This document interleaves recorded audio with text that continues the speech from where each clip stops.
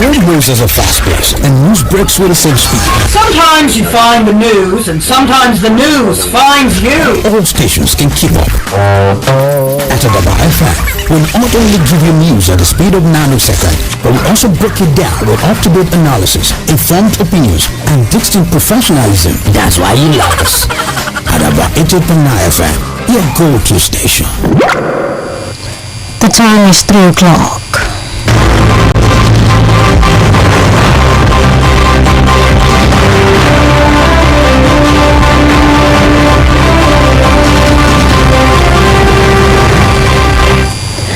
Good afternoon, I am Iroyin Adaba with Adaba News at 3 in the news. The Akojopo refinery finally comes on stream, begins crude oil production. TNS 6 Senate confirmation of Oluyede as Chief of Army Staff. Again, former Kogi Governor Adaba presents self to EFCC. This is the news. Now the news in details. After several postponements, the Akojopo refinery has finally commenced field production. Nigerian National Petroleum Company Limited (NPCL) spokesperson Olufemi Shumaye confirmed this to a journalist. Shumaye said the loading of trucks will start today. He added that the NPC is working tirelessly to bring the one refinery back online soon. Reports say the refinery will start with 60,000 barrels capacity per day, releasing PMS, diesel and others into the Nigerian market. The Akojopo refinery will be the second petrol-producing refinery after the Dangote refinery commenced PMS production in September. The federal government has vowed to eliminate malaria following a loss of $1.1 billion annually to the health crisis. The coordinating minister for Health and Social Welfare, Professor Ali Pate, spoke at the inaugural meeting of the Advisory on Malaria Elimination in Nigeria held in Abuja. He described malaria as not just a health crisis but also an economic and developmental emergency that must be eliminated. Pate said the federal government is resolute in its commitment to eliminate malaria. He noted that the launch of the advisory body is a bold and decisive step to confront and address a wicked problem that has undermined the health and economic growth of the country.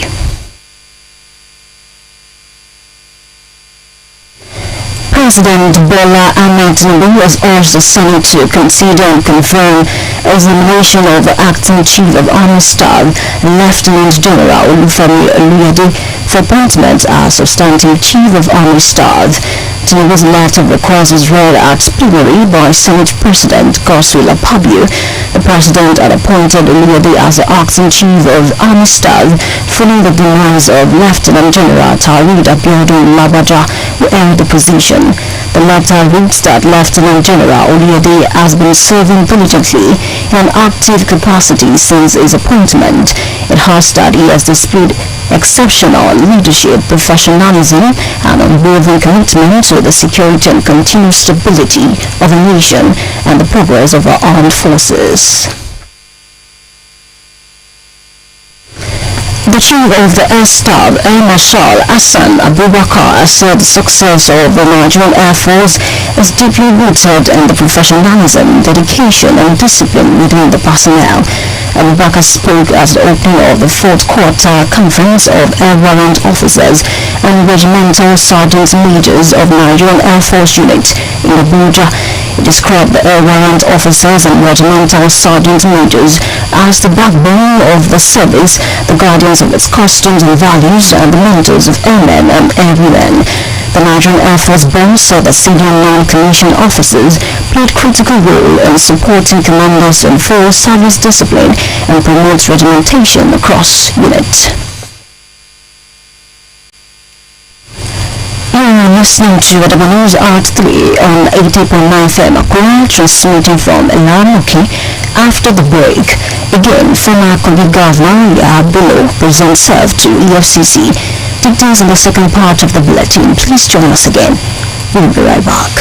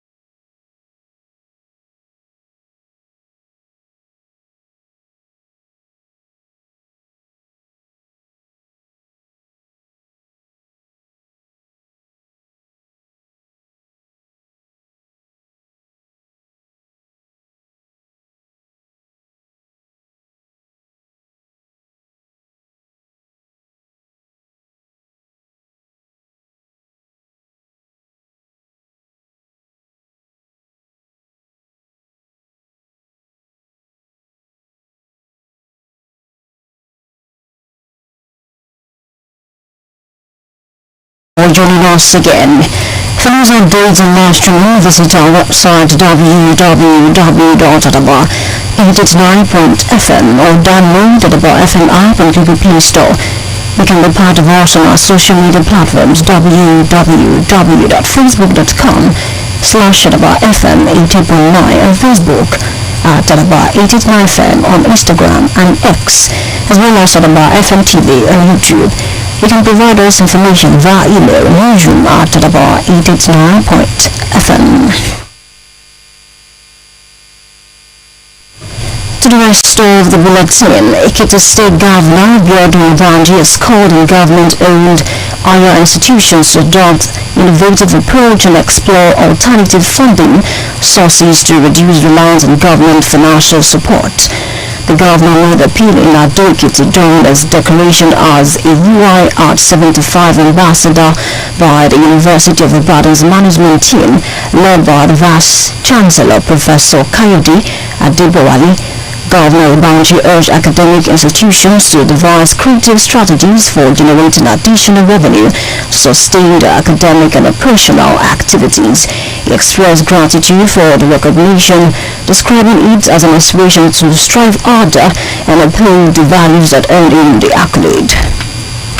I must commend the BC for using this platform also to raise funds for the university, and I commend this to all other institutions. I believe strongly that government alone cannot fund education. I believe strongly that we need to be creative in funding education, and I pray that other vice chancellors also will emulate this as a veritable source of getting support for the institutions outside the government. Whatever government is giving is just partly, it's not going to do much.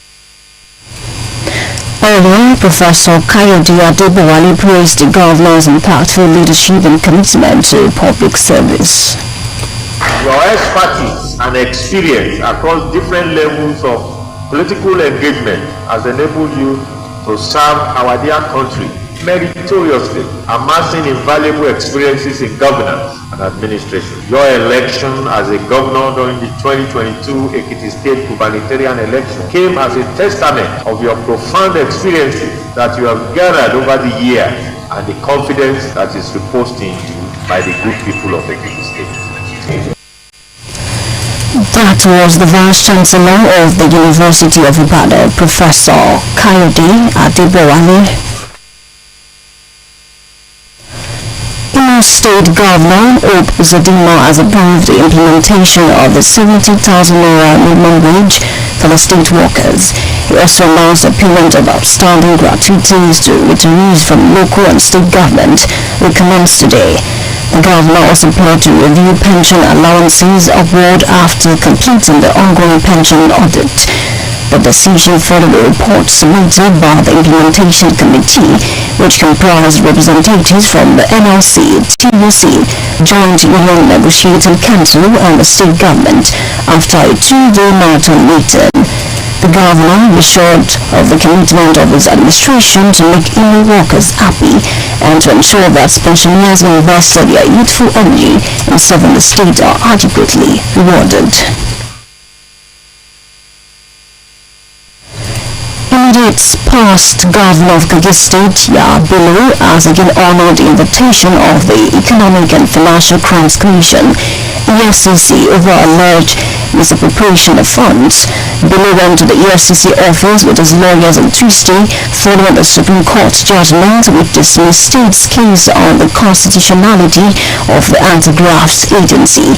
The former governor had driven 7 black Hilux to the EFCC office with his lawyers.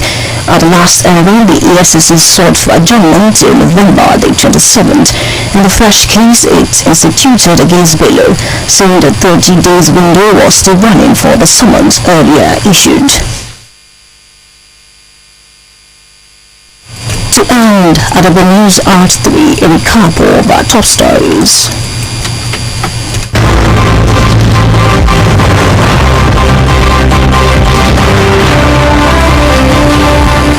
Informed you that after several postponement, the Port Harcourt refinery has finally commenced field production, and NPCL spokesperson Olufemi Shoye said the loading of trucks will start today.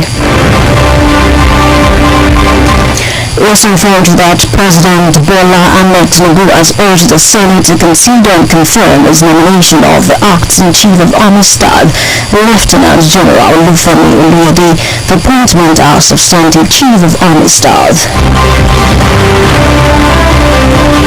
And finally, we informed you that immediate past governor of Kogi State, Yahabulu, has given honor the invitation of the Economic and Financial Crimes Commission, EFCC, over alleged misappropriation of funds in company of his lawyers.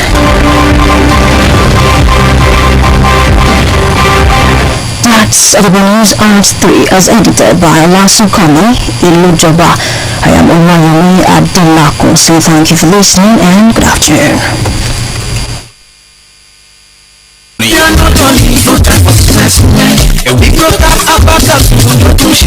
bẹ́ẹ̀ ni òkúrọ̀ olórin yìí ó ti dánwò ó ti dádámọ̀ ló jẹ́ kó máa fi kọrin wàá jẹ́ kí n ròyìn ẹ̀ fáwọn tí kò tí ì dámọ̀. Vigo Capaba capsule tá a fi ìmọ̀ ìjìnlẹ̀ pa ewé àtẹ̀gbò ilẹ̀ wa papọ̀ dódindi ó ti dìlú mọ́ká oògùn tó ń ṣiṣẹ́ fáwọn ọkùnrin tó ń rẹpẹtẹ lójú iṣẹ́. èwo ni ká gbé bọ́ọ̀lù dójú àwọn ká má lè gbá wọlé bí ojúlówó ọkùnrin.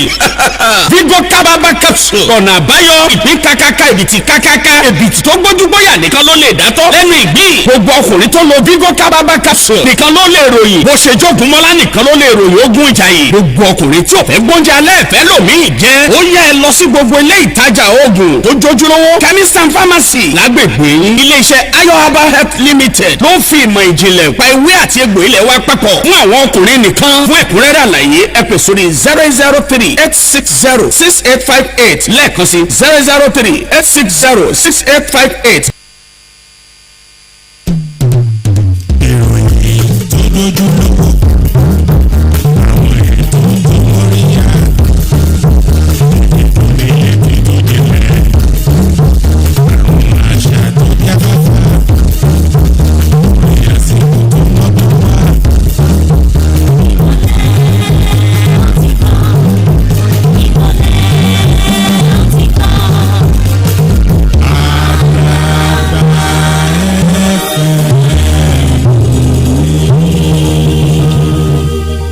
Adaba 88.9 FM. Àwọn sọ̀rọ̀ bẹ̀rẹ̀ pèsè. Mo kí ẹ káàsán àsìkò iṣẹ́ òní. Àkójọpọ̀ òròyìn rèé láti iléeṣẹ́ Àdàbà 88.9 FM Àkúrẹ́. Ìlàrámọ̀kínláwà tàti gbóhùn sátẹ́gùn. Adégbóyèga Àlàní lórúkọ tèmi ṣáájú. Ẹgbọ́n àwọn kókó tó wà nínú ìròyìn ọ̀hún. Ilé-iṣẹ́ ìfọpo Dangote bẹ̀rẹ̀ sí ní fọpo. Ilé-iṣẹ́ ìfọpo ti ìlú Port Harcourt bẹ̀rẹ̀ sí ní fọ epo. Tinubu béèrè fún àfọwọ́sí ilé aṣòfin àgbà láti buwọ́ lu ìyànsípò Olúyẹ̀dé. Lẹ́ẹ̀kan sí gómìnà ìpínlẹ̀ Kogi tẹ́lẹ̀ rí Yàyà Bello fira rẹ̀ sílẹ̀ fún àjọ EFCC.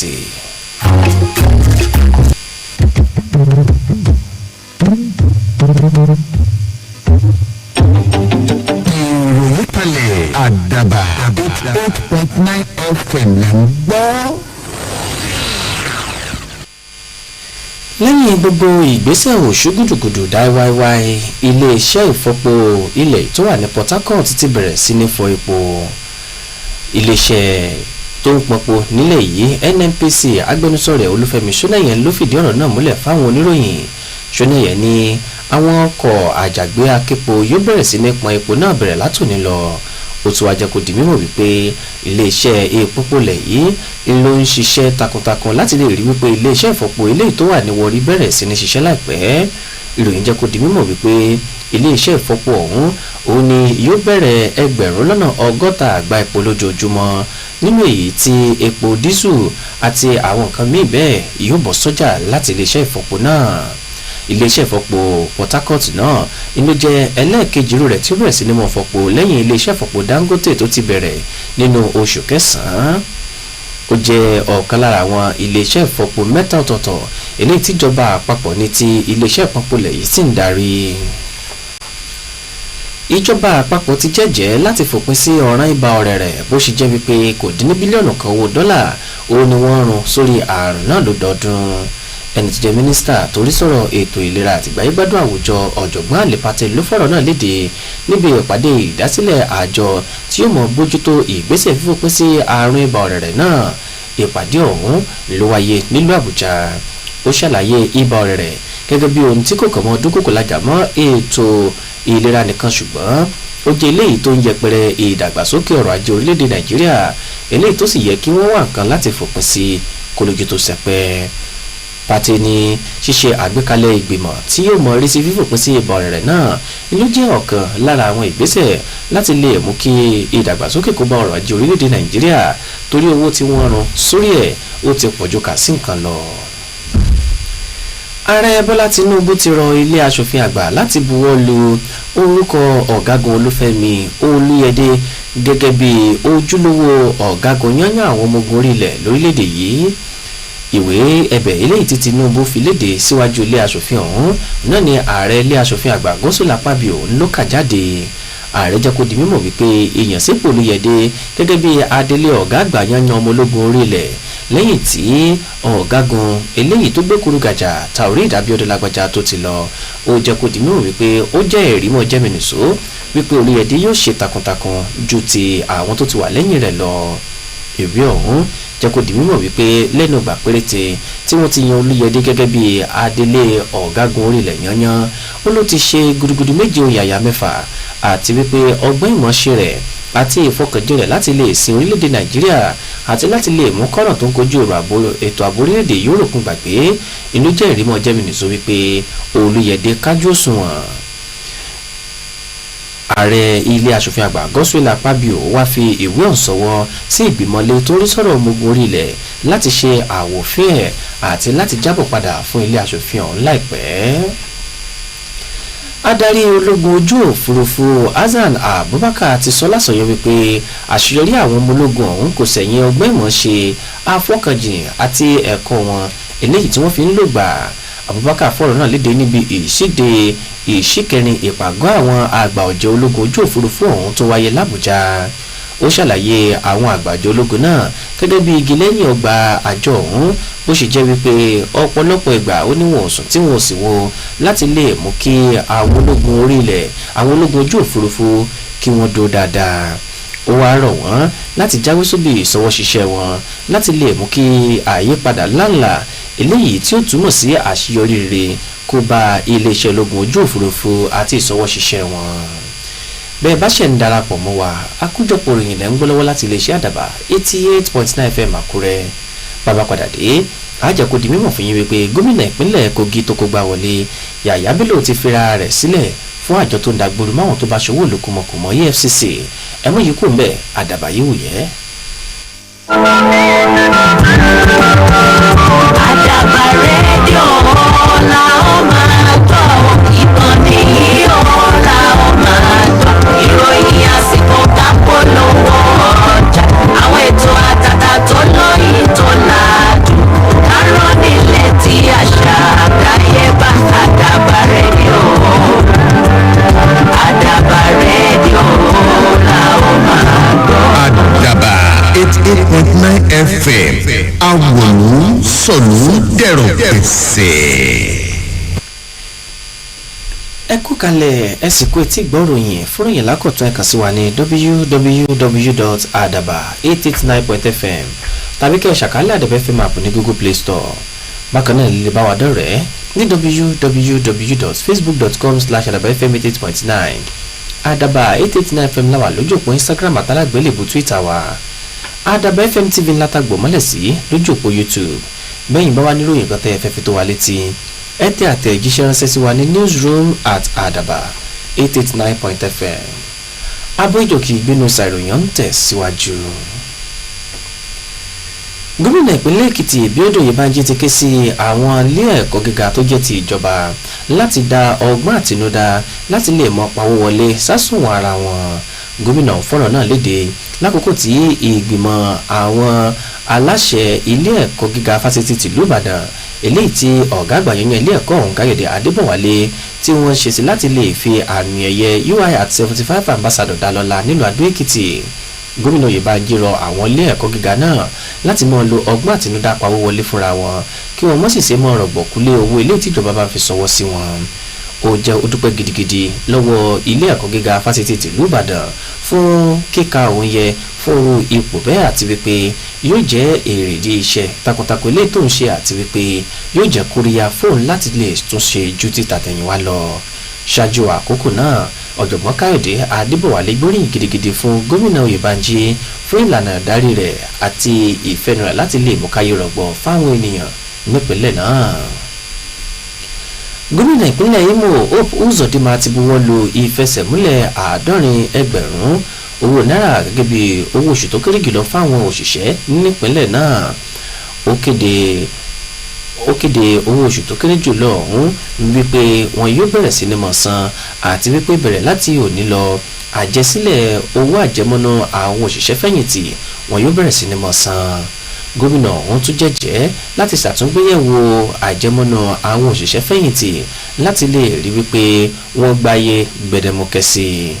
Èròǹgbà ọ̀hún ńlọ́ládé lẹ́yìn àbọ̀ kan eléyìí tí ìgbìmọ̀ tó ń rí sí ìfẹsẹ̀múlẹ̀ owó oṣù tó kéré jùlọ ọ̀hún tí wọ́n ṣe tí wọ́n sì fi sọ̀wọ́ sí iwájú gómìnà ọ̀hún lẹ́yìn ìpàdé wọn ọlọ́jọ́ méjì. Gómìnà ọ̀hún dúró mọ́ ìgbìyànjú rẹ̀ láti lè mú káyé rọgbọ fáwọn òṣìṣẹ́ ìjọba nípínlẹ̀ Imo àti láti lè mú káwọn ènìyàn ìpínlẹ̀ ọ̀hún kí wọ́n dunnú délẹ̀délẹ̀. Gómìnà ìpínlẹ̀ Kogi tó kógbá wọlé Yàyà Bello ń ló ti fara rẹ̀ sílẹ̀ báyìí fún àjọ tó ń dàgbòrò máwọn tó bá ṣòwò olùkúmọkùmọ EFCC lẹ́yìn tí wọ́n pè lẹ́ẹ̀kejì. Bello ló lọ sí iléeṣẹ́ àjọ EFCC ọ̀hún pẹ̀lú agbẹjọ́rò rẹ̀ lónìí tí ṣe ọjọ́ ìṣẹ́gun lẹ́yìn tí ilé ẹjọ́ tó ga jùlọ lórílẹ̀‐èdè yìí ó ti pọ́gilé ẹjọ́ kan eléyìí tó ní ṣe pẹ̀lú gbígbé owó ìlú wọgbó àtú. Gómìnà tẹ́lẹ̀ rí ọ̀hún ló wára rẹ̀ nínú ọkọ̀ Hilux dúdú kan lọ sí ọ́fíìsì àjọ EFCC ọ̀hún pẹ̀lú agbẹjọ́rò rẹ̀ lẹ́gbẹ̀ẹ́. Lákòókò ìjókòó ìgbẹ́jọ́ eléyìí tó kọjá àjọ EFCC béèrè fún ìsúnsíwájú ẹjọ́ tuntun eléyìí tí wọ́n ṣẹ̀ṣẹ̀ fi kan Bello wọ́n sì jẹ́ kó di mímọ̀ wípé ọgbọ̀njọ́ tó láti lè fi pè é. Ká tó mú àkójọpọ̀ ròyìn tòní wá sópin ẹgbẹ́ àwọn kókó rẹ̀ tá ti mẹ́nubà lẹ́ẹ̀kan sí i. A ti jẹ́ kó di mímọ̀ wípé lẹ́yìn ọ̀pọ̀lọpọ̀ ọjọ́ ìsúnsíwájú ilé-iṣẹ́ ìfọpo ti ilẹ̀ Port Harcourt ló ti bẹ̀rẹ̀ sí ní fọpo báyìí. Ó sì jẹ́ kó di mímọ̀ látẹnu Olúfẹ́mi Ṣónẹ́yẹn wípé àwọn ọkọ̀ àjàgbé aképo yóò bẹ̀rẹ̀ sí ní mọ̀ pọ̀ epo láti ilé-iṣẹ́ ìfọpo lónìí.